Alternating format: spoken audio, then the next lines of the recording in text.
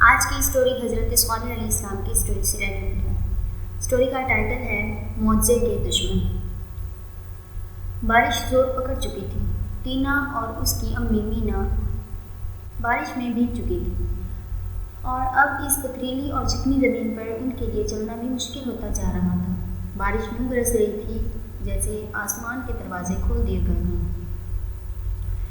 زیادہ بارش کی وجہ سے پھسلن ہو چکی تھی۔ اچانک ننھی ہرنی ٹینا کا پاؤں پھسلا اور وہ ایک طرف نشیب میں لڑکتی چلی گئی۔ ساتھ ہی اس کے منہ سے ایک دل خراش چیخ نکلی جو بارش کے شور میں دب کر رہ گئی۔ ٹینا میری بچی، اس کی امی چلائیں۔ اس کے بعد وہ اس نشیبی علاقے میں اترتی چلی گئیں۔ یہاں درختوں کی بہتات تھی۔ وہ دونوں رشتہ داروں کے گھر سے واپس آ رہی تھیں کہ بارش نے آ لیا۔ مینا نے بارش شروع ہوتے وقت ٹینا کو کہا تھا کہ کسی بڑے درخت کے نیچے پناہ لے لیتے ہیں، جب بارش رکے گی پھر سفر شروع کر دیں گے۔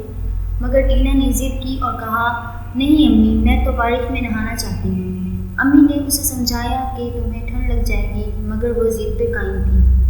امی نے بھی اس کی ضد کے آگے یہ سوچ کر ہار مان لی کہ شاید ہلکی پھلکی بارش ہوگی اور پھر مسئلہ صاف ہو جائے گا۔ لیکن یہاں تو معاملہ برعکس ہو گیا تھا۔ بارش بڑھتی ہی چلی جا رہی تھی۔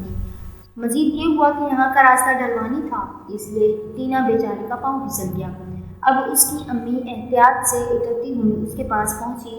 نیچے ایک جھاڑی تھی جو ٹینا کے لیے غیبی مدد ثابت ہوئی اور اس نے ٹینا کو زیادہ لڑکنے سے بچا لیا تھا، اور اب وہ جھاڑی کو پکڑے تھر تھر کانپ رہی تھی۔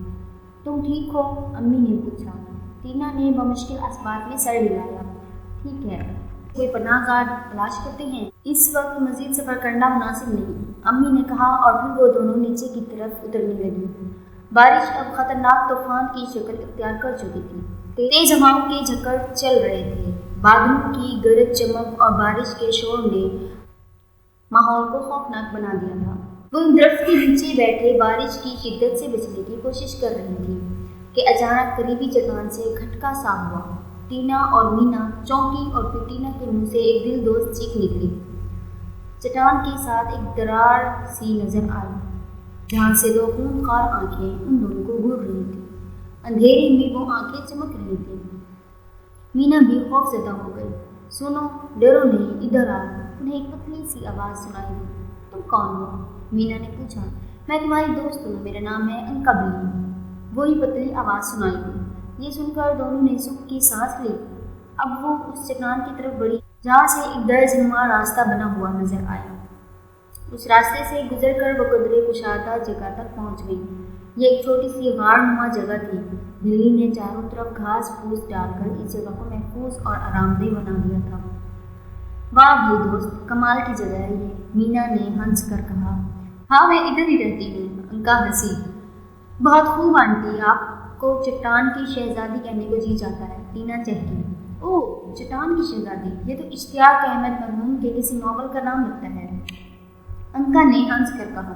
ہاں ہاں ہاں، واقعی، اور چٹان سے مجھے ایک بہت ہی پیاری کہانی یاد آ رہی ہے، مینا نے یاد کرتے ہوئے کہا۔ اچھا، کہانی؟ اس موسم میں کہانی جچتی بھی ہے۔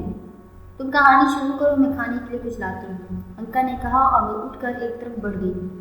تھوڑی دیر بعد وہ کچھ پھل اور جوس لے کر آئی۔ وہ سب دائرے کی صورت میں بیٹھ گئی۔ ہاں بھائی، کہانی شروع کر دو نا، انکا بولی۔ ہاں کیوں نہیں۔ ایک دور میں ایک نبی تھے جن کا نام تھا حضرت صالح علیہ السلام۔ ان کی قوم کا نام سمود تھا۔ یہ قوم ملک شام کے ساتھ رہتی تھی۔ ان کے دارالحکومت کا نام ہجر تھا۔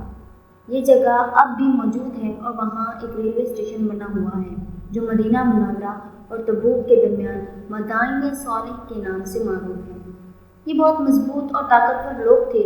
یہ اس قدر طاقتور تھے کہ پہاڑوں کو تراش کر گھر بنا لیتے تھے۔ ان کے نبی انہیں اچھائی کی دعوت دیتے تھے، لیکن قوم والے ان کی باتیں نہیں مانتے تھے۔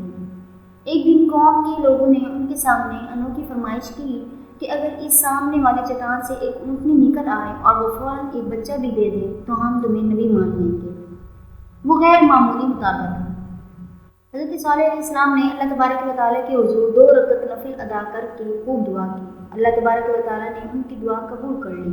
اوہ، तो क्या उस चट्टान से ऊँटनी निकल आई? टीना ने चौंक कर कहा। हाँ बिल्कुल, अम्मी ने बताया। ओह वाह! अंका और टीना चौंक उठी। इधर मीना ये नहीं दोबारा बोलने लगी। जी हाँ, और इससे ज़्यादा अजीब बात यह है, उस ऊँटनी ने फौरन एक बच्चा भी दे दिया। कौम के लोग शशतर रह गए।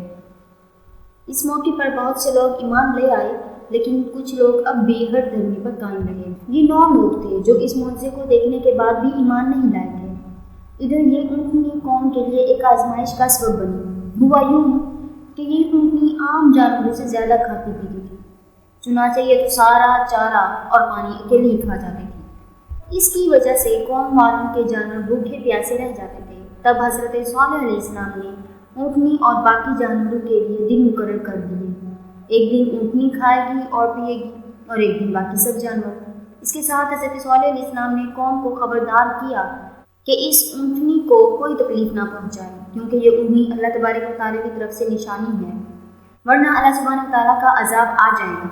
मगर कौम के बदबख्त ग्रोह ने एक दिन मौका पाकर उस ऊँटनी को मार डाला। बाकी नाफरमान कौम ने भी उन्हीं कातिलों का साथ दिया। तब अल्लाह सुब्हानहू व तआला ने उन पर अजाब नाजिल किया और ये कौम हलाक हो गई। ओह, नबी की बात ना मानने का अंजाम कितना बुरा हुआ, टीना ने अफसोस किया। बिल्कुल, इसलिए तो अच्छे बच्चे हमेशा बड़ों का कहा मानते हैं, मीना ने मुस्कुरा कर कहा। और इसके बाद हज़रत सालेह अलैहिस्सलाम कहाँ तशरीफ़ ले गए? अंका ने पूछा। हज़रत सालेह अलैहिस्सलाम छठे पैगंबर हैं। उनकी कौम के लोग बुत परस्त थे। जब कौम पर अजाब नाजिल हुआ तो उसमें आप अलैहिस्सलाम और दीगर ईमान वाले महफूज रहे। अब हज़रत सालेह अलैहिस्सलाम अपनी जिम्मेदारी अदा कर चुके थे, लिहाजा आपने बकिया ज़िंदगी फ़लस्तीन में गुजारी। मीना ने जवाब दिया। बहुत खूब, इतनी मालूमात कहाँ से मिलती हैं आपको? अंका ने मुस्कुरा कर पूछा। किताबों से, मीना ने हंस के बताया।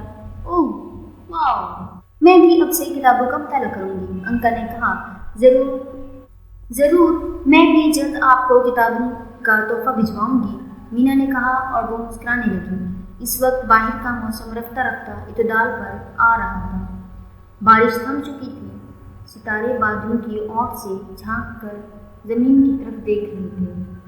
बारिश ने कैसे जलथल कर दिया है। चूँकि रात काफ़ी बीत चुकी है, इसलिए वो सब आराम करने के लिए लेट गए। सो ये थी कहानी मुझसे के दुश्मन।